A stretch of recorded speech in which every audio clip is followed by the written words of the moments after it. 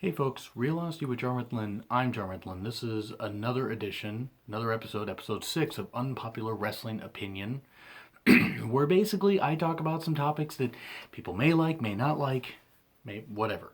You know, my own personal opinion on stuff where maybe stuff that people think is really good, like the Young Bucks. Hashtag fuck the Young Bucks. I'm just not a fan of them. I don't wish that they can't earn money, by the way. I ain't gonna wish that they go die because they're human beings after all. Or if it's somebody like, say, and if it's something like NXT where I feel NXT is kind of plateaued and I give my opinions on it. That was my first edition. This edition is going to be about the Ultimate Warrior.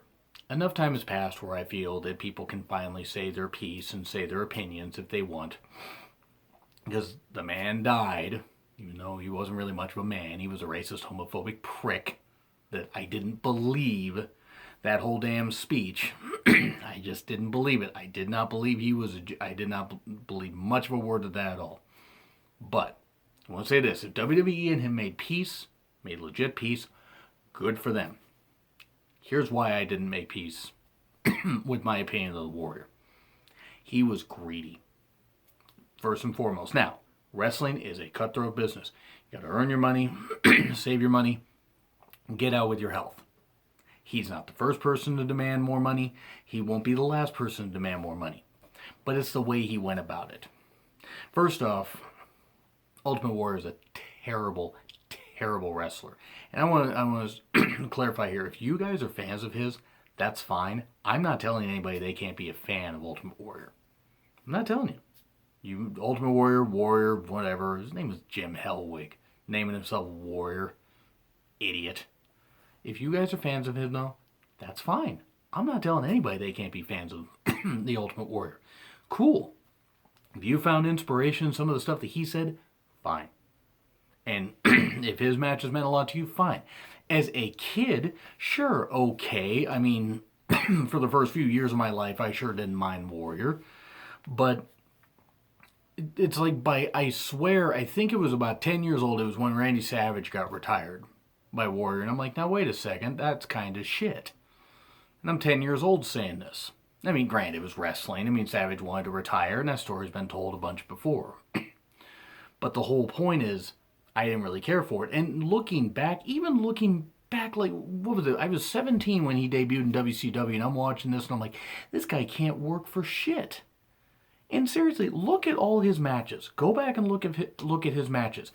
If in Ted DiBiase, Ted DiBiase Sr., by the way, Rick Rude, Randy Savage, even Hogan to an extent, even Hercules Hernandez could bump pretty well. What could Warrior do? Run down, That's about it. Oh, he could press slam or break Bobby Heenan's neck. Or he could do a whole bunch of stuff like that. I mean, look, again, wrestling is a cutthroat business. I'm not saying that, wrestling's perfect. I'm sure as hell not saying that, but he really slapped it in the face. I mean, he really did. The 3 times he got fired from WWE. 3 goddamn times. 3 times within 5 years. I mean, that's got to be some kind of goddamn record. I mean, good lord. He held Vince up for a bunch of money in 1991. This was after he had been not a very good champion and then had a better match than Hogan had at WrestleMania 7 when Warrior faced Savage and Hogan faced Slaughter. But yeah, Warrior felt like he deserved just as much money as Hogan or whatever. And I'm sorry, Hogan drew better than Warrior ever had. That's just the gospel truth. For a couple years, sure, Warrior drew well. Warrior was popular because 80s fans were all coked up out of their minds and didn't know the damn difference. He did have great theme music. I will say that much about Warrior. He had great theme music. That theme music gets your blood pumping. Okay, cool. It's like, I mean, it still makes me hark back to being a child. But the thing is, and Ted DiBiase said it best, it was a Self-Destruction Ultimate Warrior, which you either can find a copy of on DVD, and I used to have it, I don't have it anymore. Either that or you can find it on YouTube. Once his entrance was over, well, you've seen it, now it's over. And it's true, he couldn't fucking work. He didn't know what he was doing in the ring. He was borderline incompetent. Oh, but no, he had charisma. Anybody understand a goddamn thing Warrior said in his promos? I sure as hell didn't. I mean, looking back on it or whatever, I'm thinking that maybe the tassels just had liquid roids and HGH going into them, because that's the only way to explain how any of his stuff got said. I mean, he made no sense. No sense at all. I mean, just nothing. What the hell was the big appeal of Warrior? And before you guys go off in the comments, again, you guys can be fans of him all you want. But I didn't see any charisma about him. There's a reason why he was ranked so highly on my least favorite wrestlers list. He never seemed to be appreciative of what he got.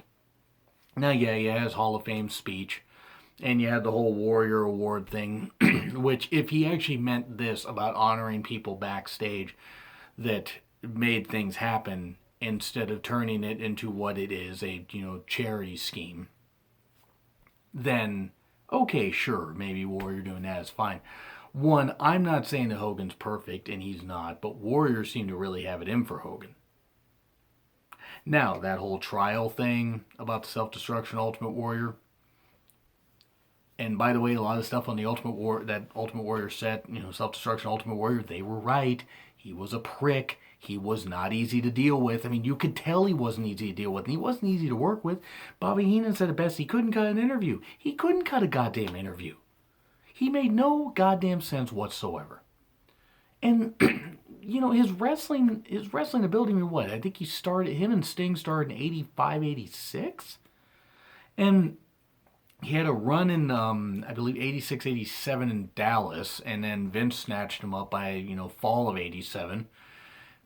Has run for about 4 years, left, and then came back at WrestleMania 8. Had that horrible Papa Shango thing. Got busted for HGH, buying HGH or roids or stuff like that, and ratted out Davey Boy Smith, who was doing it. And by the way, Davey Boy shouldn't have been doing it either.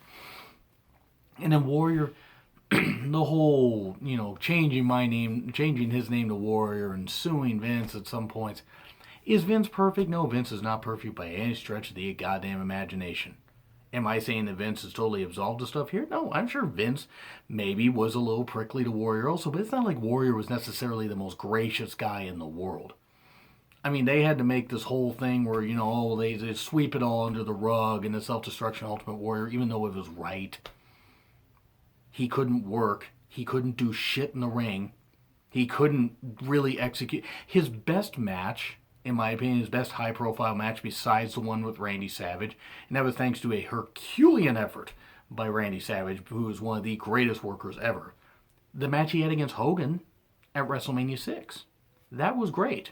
And it was great because it was two titans clashing. It was not a great technical masterpiece at all. But then, of course, they tried to recapture that at Halloween Havoc 1998, and we saw how well that went. And then, and then his match against Orlando Jordan in Spain. I mean, I think it was Spain. Yeah, that was abysmal. That was 2008. I think that was just bad. But no, the guy just couldn't work. The guy couldn't do anything. The guy made no sense. The guy was so obviously on roids and HGH and all this kind of stuff. And I swear to God he had to have been on cocaine at some point, because the guy was just so hyped up all the time. Now, he believed his character. He lived his character. Okay, great. If it meant something to him, fine. I, for one, hope that his daughters grow up to be better, human beings than he ever was. Because for all the racism and homophobia and the stuff that Warrior said to a lot of people, like something he said about Draws, who was paralyzed, I'm just going to let you guys Google that because I'm not going to say those words on here. But no, he, very racist, very homophobic. And this is coming from somebody where I want to get a little personal here for a second. I was very racist and homophobic. But see, the difference is I fixed myself. I didn't let it eat at me. And I didn't let it, dominate my hatred like Warrior did. And oh no, the world did me wrong. I'm perfect. Fuck the Warrior. Seriously. And by the way, sorry, his wife, who's just as much of a spotlight glory hound as he is, fuck her too.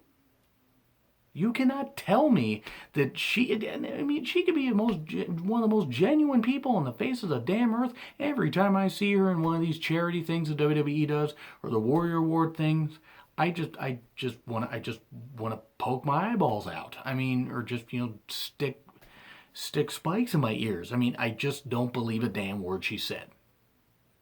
Now, was she around when Warrior was, mostly in the ring? Not really. I believe by the time he met her, his career was winding down. He had a couple more runs, and that was about it. But sorry, just for anybody that thinks that Ultimate Warrior was a good person, no, he wasn't. Now, we all have flaws. We all do.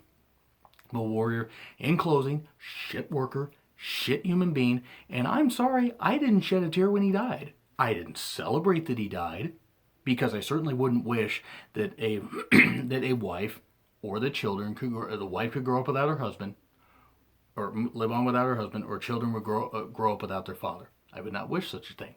That's certainly not something I would celebrate.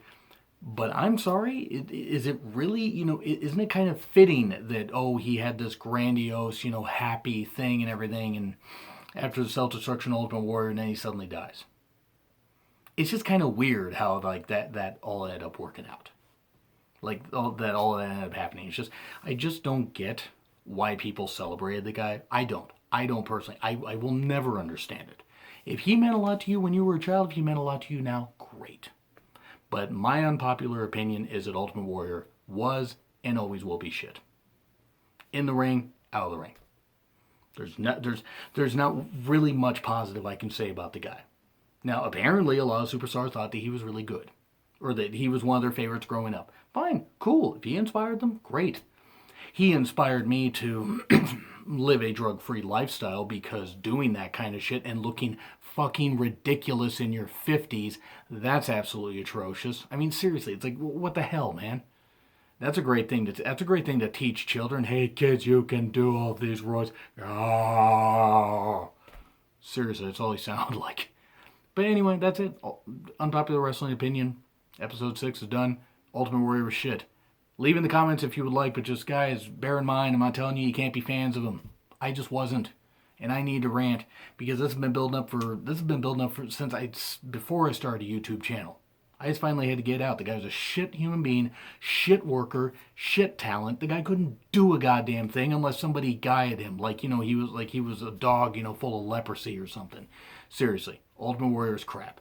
You were a fan of him though? Cool. Anyway, leave in the comments. Check my Twitter handle. It's in the description. Like, share, subscribe also. It's been Real Honesty with John Ritlin. I'm John Ritlin, and I'll see you soon.